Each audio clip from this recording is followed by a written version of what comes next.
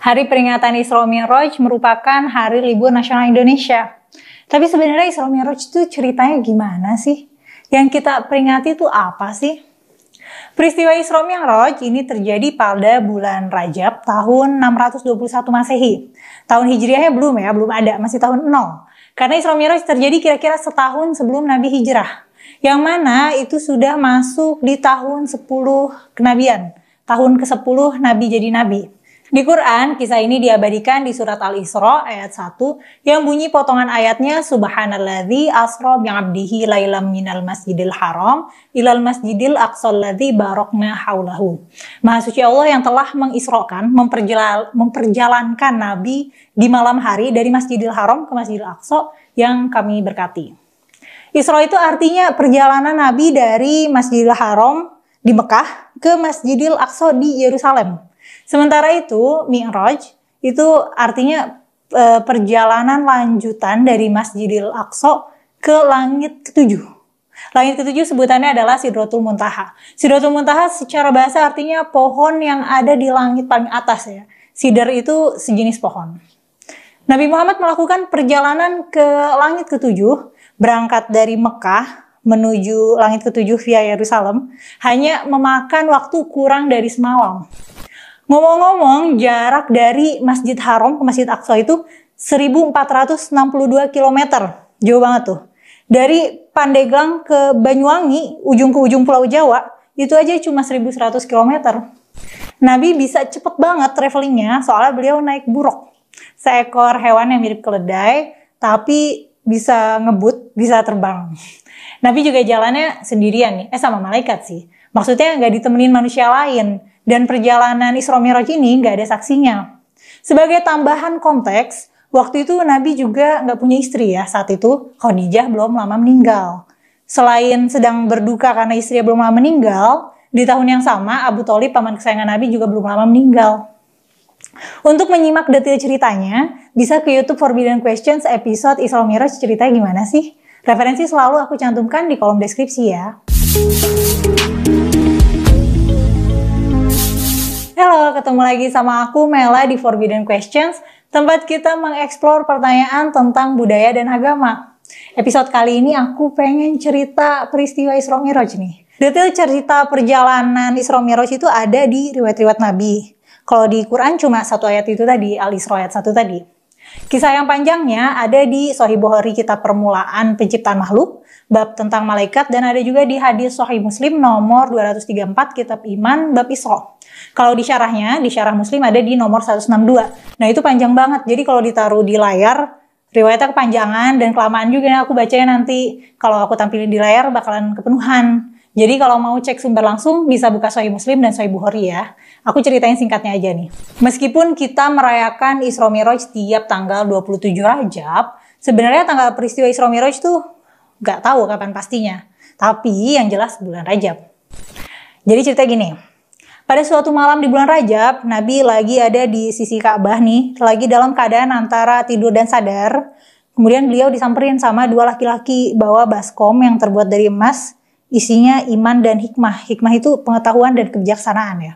Terus orang itu belah badan Nabi dari dada ke perut, isi perutnya dicuci pakai air zam-zam, terus badan Nabi diisi dengan iman dan hikmah. Nggak tahu bentuknya gimana tuh iman dan hikmah. Karena yang kita tahu kan iman dan kebijaksanaan itu abstrak ya, bukan benda konkret. Habis itu beliau didatangi buruk. Buruk itu bentuknya kayak keledai tapi ukurannya lebih kecil dan warnanya putih. Buruk itu berasal dari kata bark yang artinya kilat. Sebenarnya di hadis-hadis sih penggambarannya nggak ada yang detail banget ya. Buruk itu penampakannya gimana. Nah meskipun dalam riwayat-riwayat nggak dijelaskan muka buruk itu gimana, tapi di karya-karya seni Persia, Near East, dan India mereka selalu menginterpretasikan penampakan buruk tuh wajahnya cantik gitu. Nah lanjut cerita, buruknya nih mendekati Nabi dan ngerendahin badannya gitu supaya Nabi bisa naik. Nah pas Nabi naik, jalan deh tuh ke Baitul Maqdis yang ada di Yerusalem. Spesifiknya Nabi menuju Masjid Aqsa yang letaknya ada di Baitul Maqdis. By the way, Baitul Maqdis itu literally artinya rumah suci ya. Waktu Isra Mi'raj yang terjadi, itu kan masih periode Mekah. Islam masih dikit nih pengikutnya. Dan dakwah Nabi tuh masih berpusat di kota Mekah aja. Nah kok ada masjid di Yerusalem? Ya karena Baitul Maqdis itu dulu bukan masjid secara eksklusif ya. Baitul Maqdis itu kawasan di sebuah kota lama Yerusalem yang memang merupakan pusat kegiatan spiritual gitu, kegiatan religius. Nah, karena kawasan Baitul Maqdis itu jadi latar kisah banyak nabi agama Abrahamik. Menurut scripture Yahudi, Baitul Maqdis dibangun oleh Nabi Sulaiman. Dan tanahnya yang beli itu Nabi Daud. Nabi Daud itu bapaknya Nabi Sulaiman. Menurut scripture Kristen dan Yahudi juga, Nabi Ibrahim waktu mau ngorbanin anaknya, katanya kejadian di situ. Anak Nabi Ibrahim yang disembelih kalau menurut Kristen itu Ishak, kalau di Quran itu Ismail ya. Dan kawasan Baitul Maqdis ini udah ada ratusan tahun sebelum Masehi, udah lama banget. Udah berapa kali direnovasi, dihancurin, dibangun ulang. Jadi Baitul Maqdis itu emang pusat kegiatan spiritual lintas agama, tapi ya karena lintas agama jadi rentan konflik juga. Dari zaman Bani Israel, Babilonia sampai sekarang, itu tempat pusat spiritual / pusat konflik. Waktu Isra Mi'raj ini terjadi, kiblat arah sholat, masih menghadap Baitul Maqdis. Kiblat pindah ke arah Ka'bah baru setahun 2 tahun kemudian. Jadi Baitul Maqdis juga ini emang tempat yang penting dan suci buat orang Islam ya. Lanjut cerita, sampailah Nabi di Masjid Aqsa, masjid yang ada di kawasan Baitul Maqdis tadi. Terus buruknya diikat di depan masjid. Ada tuh area di depan Masjid Aqsa yang ditandain katanya itu tempat buruk parkir. Katanya nabi-nabi terdahulu juga gitu, kalau parkir keledai di depan masjid diikat. Nah terus Nabi ke masjid, sholat sunnah 2 rakaat, terus ketemu sama Jibril. Ditawarin minum sama Jibril, mau minum susu atau arak gitu. Waktu itu masih periode Mekah kan ya, arak belum haram waktu itu. Khamar, arak itu baru diharamkan setelah hijrah di Madinah. Jadi waktu itu arak belum haram. Nah terus Nabi maunya susu. Terus Jibril komentar, oh kamu memilih fitrah gitu, memilih kesucian. Lalu sama Jibril diantar nih naik ke langit. Di langit ada pintu, pas mau masuk ada yang nanya, siapa gitu? Jibril. Sama siapa? Sama Muhammad Rasulullah gitu, Muhammad Rasul. Iya. Nah, ternyata di balik pintu itu ada Nabi Isa dan Nabi Yahya. Nabi Isa dan Nabi Yahya itu tinggal di satu zaman dan masih sepupu jauh. Nah, terus Nabi naik lagi ke atas, ada pintu lagi, ketemu Nabi Yusuf, naik lagi, pintu lagi, ketemu Nabi Idris, terus ketemu Nabi Musa, terus ketemu Nabi Ibrahim. Ternyata nabi-nabi ini pada ada di langit. Dan banyak malaikat juga. Ada 70.000 malaikat di sana. Nggak tahu itu gimana ngitungnya, nggak ada sensus malaikat di langit kayaknya. Pas sampai di langit ke-7, ternyata di sana bentuknya tuh kayak kubah. Banyak pohon dan daun-daunnya besar kayak telinga gajah. Terus ada buah-buahan yang sebesar kendi gitu, sebesar tempayan. Nah terus ada 4 sungai di bawahnya. Pokoknya katanya indah banget, imajinasi manusia nggak akan bisa ngebayangin indahnya gimana. Saking terlalu indahnya. Terus ketemu deh Nabi sama Allah dan dititipin perintah untuk sholat 50 kali sehari. Yaudah tuh Nabi nurut. Nah pas mau perjalanan pulang turun, papasan lagi sama nabi-nabi yang tadi ketemu di pintu-pintu bawah. Terus disaranin untuk nego. Katanya nggak bakalan sanggup orang sholat 50 kali sehari. Long story short, hasil disaranin sama nabi-nabi lain, terus Nabi Muhammad nego jumlah berapa kali sholat, sampai akhirnya dapat di angka 5. Udah sampai di angka 5 pun Nabi Musa masih nyaranin untuk nego, tapi Nabi malu udah nego bolak-balik. Ya gitu deh, terus Nabi pulang. Nah masalah nih pas pulang, Nabi dakwah kan, cerita tentang perjalanannya, dan nyampein perintah sholat itu. Tapi Nabi diketawain nih sama orang-orang yang gak percaya, yang kebanyakan dari kalangan kafir Quraisy. Nah terus kabar itu sampai ke Abu Bakar. Nah Abu Bakar itu tokoh senior, tokoh masyarakat yang dihormati lah ya. Nah pas kabarnya sampai di Abu Bakar menyatakan ke publik kalau dia tuh percaya sama peristiwa Isra Mi'raj ini. Nah terus yang lain juga jadi terinspirasi deh. Wah Abu Bakar aja percaya gitu. Ya udah terus habis itu orang-orang nggak mempertanyakan lagi. Nah cerita sampingan tentang cerita Isra Mi'raj ini juga ada banyak. Ada riwayat Nabi itu cerita beliau melihat telaga Kausar di Sidratul Muntaha yang mana tepinya tuh terbuat dari rangkaian mutiara. Ada juga cerita ada riwayat Nabi yang ceritanya tuh Nabi waktu di langit ke-7 ketemu sama 2 malaikat yang ngajakin daki pohon. Ternyata di balik pohon itu ada kampung yang indah banget. Nah terus kata malaikat kampung itu buat orang-orang yang mati syahid.